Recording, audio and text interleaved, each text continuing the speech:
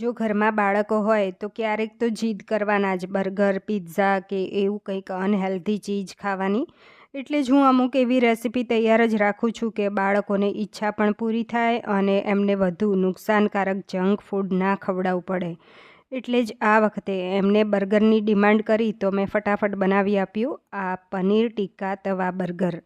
આ બર્ગર મેં ઓછા તેલમાં ટિક્કી વગર જ બનાવ્યું છે. તો ચાલો રેસીપી જોઈ લઈએ. ચોપ કરેલું લસણ, એક મીડિયમ સાઇઝની ડુંગળી સમારેલી, 1 વાટકી જેટલું પનીર કટ કરીને, એક મીડિયમ સાઇઝનું કેપ્સિકમ કટ કરીને અને એક મીડિયમ સાઇઝનું ટામેટું કટ કરીને લીધું છે. ગેસ ઓન કરી કડાઈમાં થોડું બટર મૂકીએ અને એક ટીપડી તેલ નાખવાનું છે. તો હવે ચોપ કરેલું લસણ છે એ 1 ટેબલ સ્પૂન લીધું છે. તો એમાં સાંતળી લેવાનું છે. તો ગેસની ફ્લેમ સ્લો રાખી અને સાંતળવાનું છે.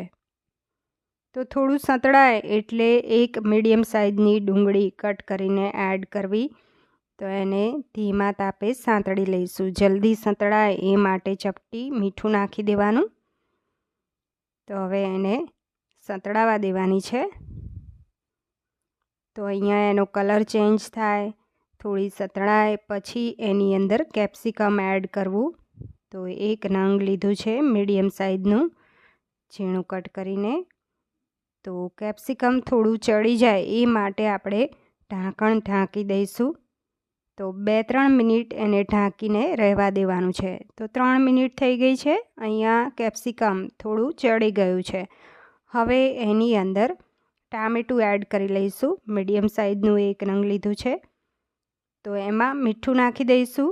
તો મીઠું અહીંયા 1 ટીસ્પૂન નાખ્યું છે. તો મીઠું નાખવાથી જલ્દી ટામેટું ચડી જશે. તો પહેલાં આપણે ચપટી નાખ્યું હતું. હવે ઢાંકી અને 2-3 મિનિટ થવા દેવાનું. તો 3 મિનિટ થઈ ગઈ છે. તો અહીંયા ટામેટું પણ સરસ ચડી ગયું છે. હવે આગળની પ્રોસીજર જોઈ લઈએ. તો હવે એની અંદર ચપટી હળદર નાખીશું. અહીંયા ગરમ મસાલો લીધો છે અડધી ટીસ્પૂન, 1 ટીસ્પૂન ચાટ મસાલો, 1 ટીસ્પૂન લાલ મરચું પાવડર. તો બધું જ મિક્સ કરી લેવાનું છે. તો અહીંયા બધું મિક્સ થઈ ગયું. હવે તેની અંદર 2 ટેબલ સ્પૂન શેઝવાન સોસ લઈશું. તો અહીંયા શેઝવાન સોસ 2 ટેબલ સ્પૂન લીધો. મિક્સ કરી લેવાનું છે.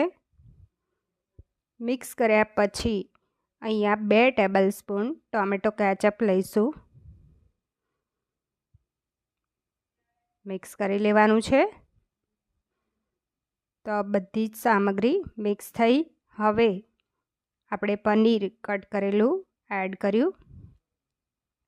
તો 1 વાટકી જેટલું લીધું છે. તો બધું મિક્સ કરી અને 2 મિનિટ થવા દેવાનું છે. તો 2 મિનિટ આપણે થાય પછી એની અંદર 1 કપ જેટલું મોઝરેલા ચીઝ લઈશું. તો ગ્રેટ કરીને લીધું છે. તો 1 કપ જેટલું મોઝરેલા ચીઝ, અહીંયા 1 થી 2 ટેબલ સ્પૂન ફ્રેશ લીલા ધાણા નાખી અને બધું જ મિક્સ કરી અને ગેસની ફ્લેમ હવે બંધ કરી લેવાની છે. તો આ બધું મિક્સ થઈ ગયું છે. તો અહીંયા બર્ગર બન લીધા છે આ રીતના. હવે એને કટ કરી લઈએ. જો તમારે આખું બર્ગર બન કટ કરવું હોય તો પણ થઈ શકે છે અને હાફ કરવું હોય તો પણ થઈ શકે છે. તો અહીંયા આખું એક બર્ગર બન કટ કર્યું છે. તો એમાં આ આપણે ભરી લઈએ. તો જે મિશ્રણ રેડી કર્યું છે એ સરખું એવું ભરી લેવાનું છે. અને ઉપરથી તમારે મોઝરેલા ચીઝ ગ્રેટ કરવું હોય તો કરી શકો છો આ રીતે. હવે બનને પેક કરી લઈએ. જો આ રીતે.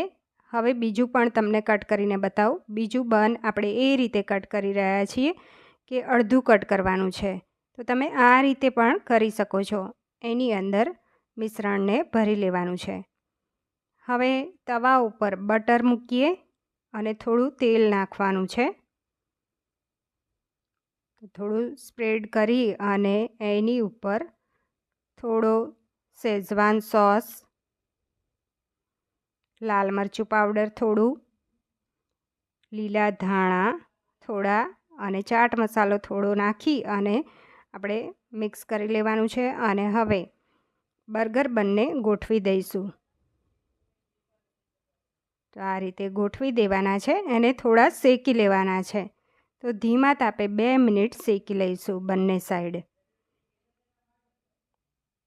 તો એકદમ ઝડપથી આ રેસીપી બની જાય છે અને ખાવામાં ખૂબ જ ટેસ્ટી લાગશે. બાળકોને ખૂબ જ પસંદ આવશે. તો આ અહીંયા શેકાઈ જાય પછી આપણે નીકાળી દઈએ અહીંયા. તો અહીંયા બર્ગર બન તૈયાર થઈ ગયા છે. તો એકદમ ટેસ્ટી એવા બર્ગર તૈયાર છે. અને ટોમેટો કેચઅપ સાથે મેં સર્વ કર્યા છે. ફ્રેન્ડ્સ, રેસીપી ગમી હોય તો વિડીયોને લાઇક કરજો અને મારી ચેનલને સબસ્ક્રાઈબ કરજો. દોસ્તોમાં જરૂર